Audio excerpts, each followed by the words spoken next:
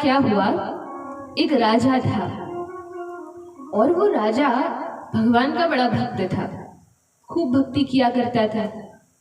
उसकी बड़ी इच्छा थी कि मैं भगवान के दर्शन करूं, मैं भगवान को अपनी आंखें भर कर एक बार देख लूं।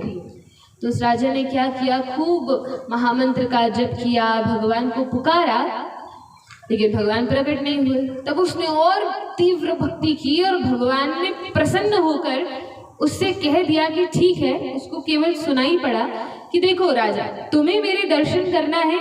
हाँ प्रभु, बिल्कुल करना है।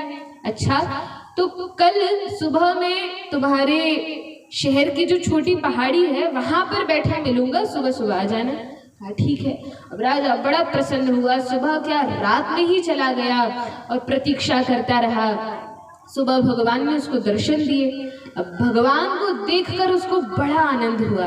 विचार कीजिए, हम में से यदि किसी व्यक्ति को भगवान दर्शन देने आ जाए तो कितना आह्लाद होगा, कितना आनंद होगा, कितनी प्रसन्नता होगी।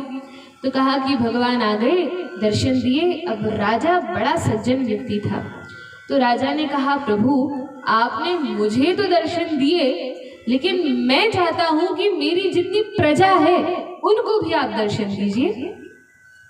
तो भगवान ने कहा, लेकिन राजन, तुमने भक्ति की तो मैंने तुम्हें दर्शन दिए, अब तुम्हारी प्रजा थोड़ी भक्ति करती है, वो थोड़ी मुझे फोन लगाते हैं कि मेरा नाम जपते हैं कि मैं उन्हें दर्शन दूंगा। कहा नहीं नहीं प्रभु, मैं राजा हूँ और प्रजा मेरे पुत्र के समान है, मैंने भक्ति की है, मैं यही वरदान चाहता हूँ कि आप मेरी पूरी प्रजा को भी दर्शन दीजिए। खूब हट करने लगा। भगवान ने कहा चलो ठीक है, कब दर्शन देंगे? कहा कल सुबह सभी अपनी प्रजा को यही पहाड़ी पर लेकर आ जाना, मैं सबको कल दर्शन दूंगा। अरे वाह प्रभु, राजा तो बड़ा खुश हो गया, भगवान ने मेरी सुन ली, मुझे तो दर्शन दिया, अब मेरी पूरी प्रजा को भी दर्शन देंगे। राजा बड़ा प्रसन्न हो गया।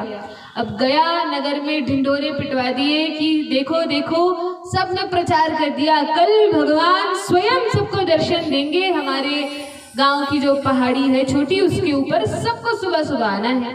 अब सारी प्रजा बड़ी प्रसन्न हो गई, सब तैयार हो गए और सुंदर सुंदर पकवान बना के कि भगवान को ये भेंट करेंगे, ये भोग लगाएंगे। तो सब तैयारी करके और सुबह क्या रात से ही लाइन लगा ली कि भगवान के दर्शन के लिए जाएंगे। अब जैसे ही दर्शन के लिए जाने लगे, पहाड़ पर चढ़ने लगे राजा के पीछे पीछे, तो भगवान भी बड़े कौतुकी हैं। भगवान ने क्या किया, भगवान ने पहाड़ी के रास्ते में ही सबसे पहले तो एकदम प्रारंभ में खूब सारी चांदी का ढेर लगा दिया और वो चांदी का ढेर पड़ा था। अब जब प्रजा पहाड़ पर चढ़ने लगी भगवान का दर्शन करने के लिए, तो आधी प्रजा तो चांदी को देखकर ही फेल हो गई।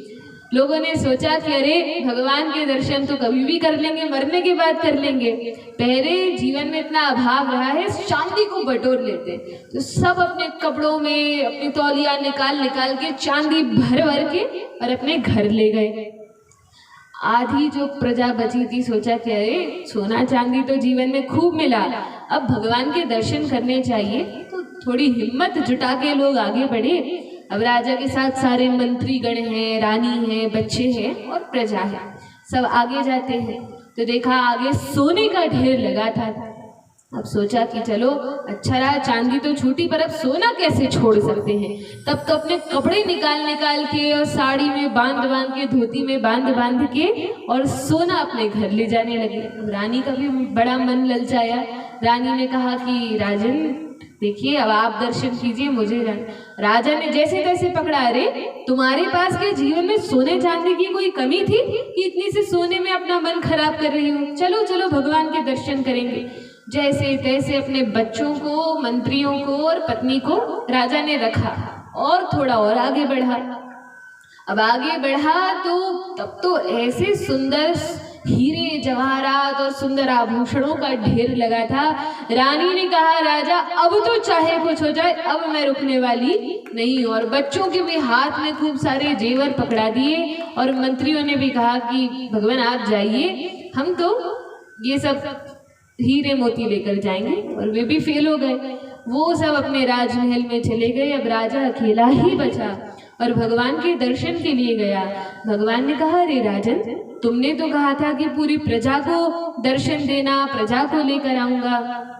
तब राजा रोने लगा, कहा, भगवान आप ठीक कह रहे थे, सबको आपके दर्शनों का फल नहीं प्राप्त होता, सब दर्शन नहीं कर सकते। भगवान तो कृपा कर रहे हैं, भगवान तो तैयार बैठे हैं, आओ मेरे दर्शन कर लो। लेकिन हम माया में ऐसे फंस जाते हैं, उलझ जाते हैं कि और जो सुख हमें मिलते हैं उनके कारण हम भगवान को भूल जाते हैं और उन्हें प्राप्त नहीं करना चाहते। फिर क्या करना पड़ेगा? तब कहा, फिर तो एक ही उपाय है, भगवान के पास यदि हम सीधे जाएंगे कि हे कृष्ण, हमें अपनी शरण में ले लीजिए, हम आपके भक्त हैं, दास हैं, हमें स्वीकार कीजिए, तो हो सकता है कि भगवान हमें स्वीकार न करें, हो सकता है कि भगवान हमें स्वीकार न करें। क्यों? क्योंकि भगवान तो देखते हैं, परीक्षण करते हैं कि अरे अभी तो इसमें बहुत काम, क्रोध, लोभ, मोह, मद मत्सर्य है, अभी तो इसमें बहुत अवगुण है, अभी नहीं। फिर हम कहते हैं प्रभु हमें अपनी शरण में ले लीजिए, फिर भगवान हमारी बड़ी परीक्षा करते हैं, फिर कुछ लोभ लालच देते हैं, हम फिर फेल हो जाते हैं। लेकिन एक बड़ा सुंदर उपाय है। कहा, वो उपाय यह है कि यदि हम राधा रानी की शरण में जाएं और राधा रानी से कहें कि हे श्रीमती राधा रानी, हम में तो बहुत अवगुण है, हम तो पतित हैं, बहुत पापी हैं, और इस जन्म में क्या, पिछले जन्मों में भी हमने कितने प्रकार के कौन से पाप किए होंगे हमें पता नहीं, हमें बहुत कल्मश भरा है। लेकिन आप तो बड़ी कृपामयी हैं, आप तो बड़ी दयामयी हैं, भगवान की परम प्रिया हैं, आप भगवान को अत्यंत प्रिय हैं। हे श्रीमती राधा रानी, आप हमें स्वीकार कीजिए। और श्रीमती राधा रानी कैसी है? कहा, राधा रानी तो माँ के समान है। जैसे जब बच्चा गर्भ से जन्म लेता है तो जन्म लेते ही एकदम स्वच्छ सुंदर नहीं होता, जब जन्म होता ही है तब तो खून से लथपथ होता है और मलमूत्र उसके शरीर में सना रहता है। तब क्या होता है? तब यदि पिता को पकड़ाओ तो पिता कहते हैं अरे नहीं नहीं, पहले इसको साफ करो फिर देना। तो माता क्या करती है? माता तो अपने बच्चे को नहलाती धुलाती है, साफ करती है, फिर पाउडर क्रीम सब लगा के अच्छे कपड़े पहना के जब बच्चे को तैयार कर देती है, तब तो रास्ते चलता व्यक्ति भी कहता है अरे जरा गोद में लाना, जरा इसको खिला लो। तो वो काम कौन करती है? माँ करती है। और माँ कभी नहीं कहती कि अरे ये तो मलमूत्र त्यागता है, अरे ये तो गंदा है, अरे ये ऐसा है। क्या माँ कभी ऐसा कहती है? नहीं, माँ तो बड़ी कृपालु होती है, उसे बड़ा प्रेम करती है। इसी प्रकार से भगवान कृष्ण तो देखते हैं कि अभी इसमें बहुत कमी है, अभी तो और भक्त बनना है, अभी ये है वो है, लेकिन राधा रानी ये सब नहीं देखती। एक बार कोई जीव राधा रानी से कह दे हे राधा रानी, हम आपके हैं और आप हमारी हैं, हमें अपने शरण में ले लीजिए, और कृपा करके अपने प्रभु कृष्ण से भी कह दीजिए कि हमें स्वीकार कर ले। और जब राधा रानी भगवान से कहती हैं तब भगवान मना नहीं कर पाते, तब तो उनको हमें स्वीकार करना ही पड़ता है। आइए श्रीमती राधा रानी से प्रार्थना करते हैं कि हे लाडली जी, आप हमें अपनी शरण में ले लीजिए, हमें जितने पाप हैं, कल्मश हैं, वो सब हमारे हृदय से, अंतःकरण से निकाल दीजिए और अपनी कृपा दृष्टि हम पर बनाए रखिए। तो श्रीमती राधा रानी सरकार की जय।